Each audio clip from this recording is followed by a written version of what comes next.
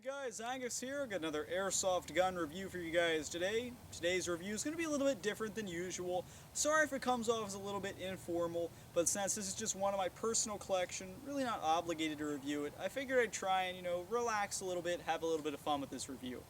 Anyway, the gun we're going to be taking a look at today is one I've actually received several requests to do. This is the CyberGun licensed SIG 556 Airsoft AEG. Now first off, if you're interested in purchasing the gun after you watch the review, there'll be a link down below in the description to airsoftStation.com where you can buy it for about $220, that of course qualifying for free shipping. Now I've only had this gun for a short time, got it second-handed off a buddy of mine, but he's had it for over a year, and I've been in plenty of skirmishes alongside this rifle. Unfortunately, today was the day it chose to crap out on me, and I have to repair it as at the moment it's not functioning. Now, first things first, being that of course I got it second-handed, it's over a year old, they don't have any of the packaging, anything it came with, therefore let's just talk about the external, internal quality on the gun. Now naturally, CyberGun didn't actually make this thing, they're a rebranding company, they rebrand a gun, slap some trademarks on it, sell it at a higher price. JP actually made the gun, they're a Chinese clone company. Some of you may have heard of them, some of you may have not. They're not the same thing as Jin Gong, they are Jin Peng.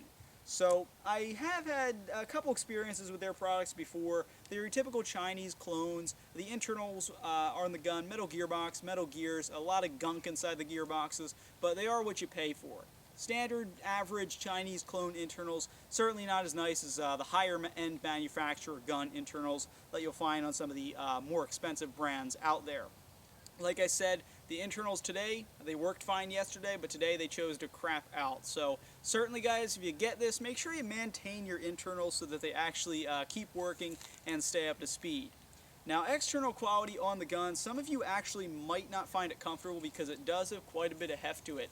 It weighs in around the 10-12 pound area and the weight's not too evenly distributed. It's really all up in the front of the gun, and then you have the light little polymer LE style stock on the back of the weapon. Gnats are really killing me here.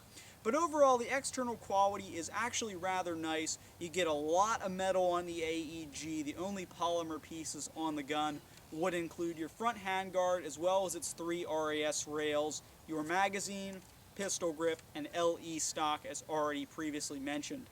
Metal pieces on the gun include pretty much everything else: your outer barrel, front sight, charging handle, upper and lower receiver, fire selector switch, top 20mm rail, and buffer tube for your stock. So quite a decent amount of metal on the replica, and like I said, it certainly is exemplified in the weight of the AEG.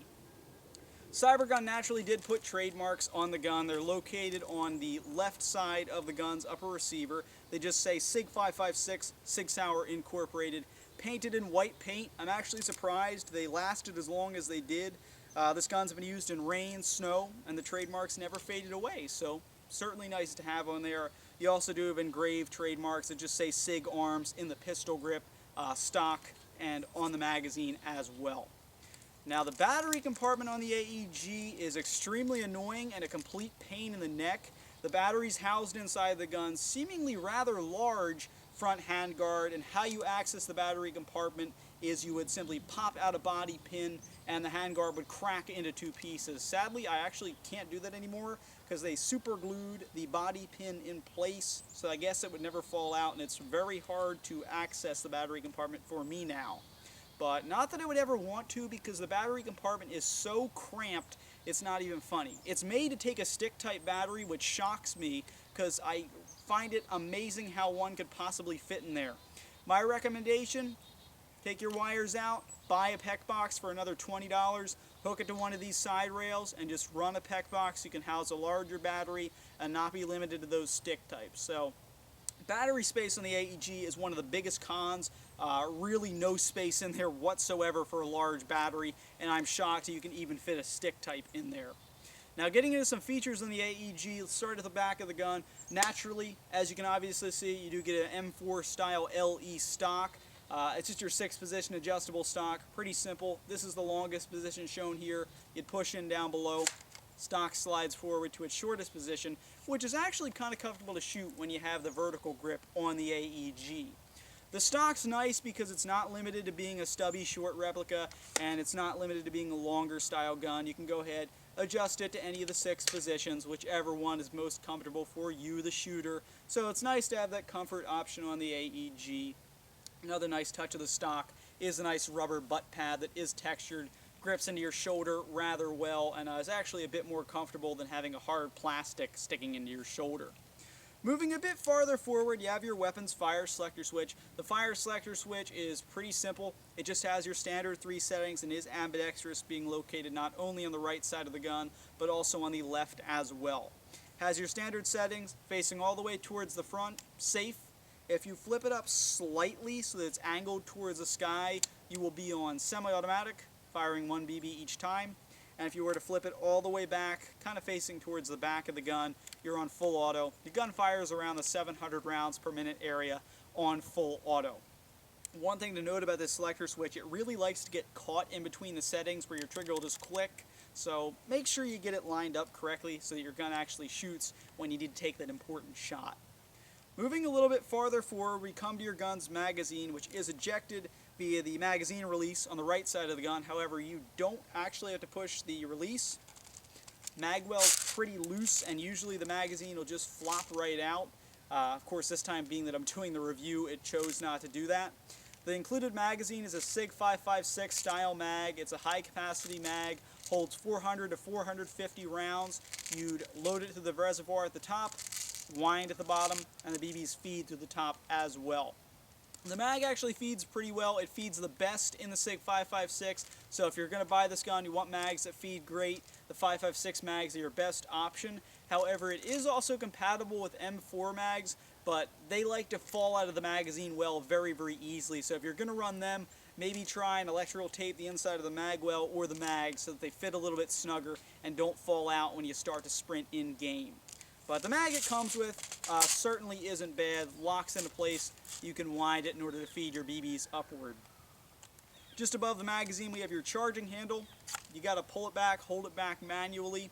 This will reveal your hop-up unit. The hop-up unit is a large, one of those larger, fatter style gears, not the tiny one where you can barely fit your finger in there. So it's actually very easy to access, very easy to turn. I found the hop-up to actually be pretty darn nice on the gun. With .25s, this gun has a heck of a range on it, being a gun that only has a standard M4 length barrel in it. So certainly a pretty nice accuracy and range on the AEG due to a nice hop-up and a nice inner barrel.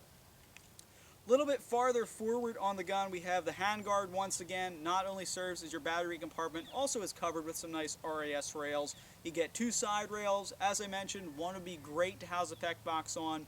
The other one, do whatever you want with it, a flashlight, laser, whatever.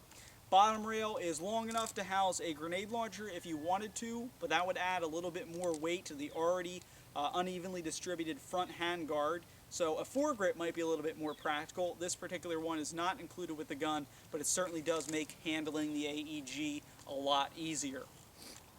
Just above the RAS rails and also on top of the upper receiver, you do have your gun sights. The rear sight is a flip-up sight, which is actually rather small and slender and almost useless. It folds down to mold into the rail, and it's just a very, very small pinhole aperture that you look through to line up with your front sight.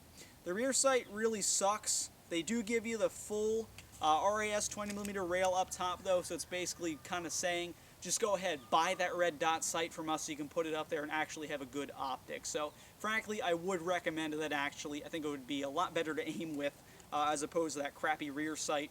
Front sight's nothing too special. It's just a standard target sight. You look through it. It does have a flip-up, larger sight post if you wanted to use that. It flips up very easily, flips down the same, extremely easy. So sights in the gun aren't too bad. The rear one sucks. The front one's okay, but you do get a scope mount on there, so you can go ahead and mount a scope on the replica. Really, that's all the features of this AEG, so I'm just going to go ahead and try and wrap up the review here, get into a quick final conclusion, because I know you guys are tired of listening to me talk. The gun is probably most suited for an outdoor field style game. It's a bit too big and bulky to take place in those CQB style games, plus it's shooting a little bit too hard at around the 390 FPS area. So really a field weapon. What I could see people turning this into is possibly a DMR style rifle. Put a nice tight bore barrel in here, maybe do a couple upgrades to the hop-up, put a big old scope on here, and really have a nice weapon set to go for those longer range field engagements. Overall, the weapon's not bad. I just think it needs to be maintained over time so that the externals and internals don't start falling apart as they did on this particular replica. And overall, I think it's actually a very nice AEG for $220. If you're going for something unique though, I've seen a lot of these on the field lately, especially down here at the fields I've been playing at, so to me it's not that unique. Therefore, perhaps something you don't want to go for if you're trying to stand out. So with that being said, guys, this has been Deathcore Airsoft's review of the CyberGun licensed JP SIG 556 Airsoft AEG. I hope you liked the video. I hope I didn't waste too much of your time just standing here talking, but thanks for watching, guys. Please subscribe.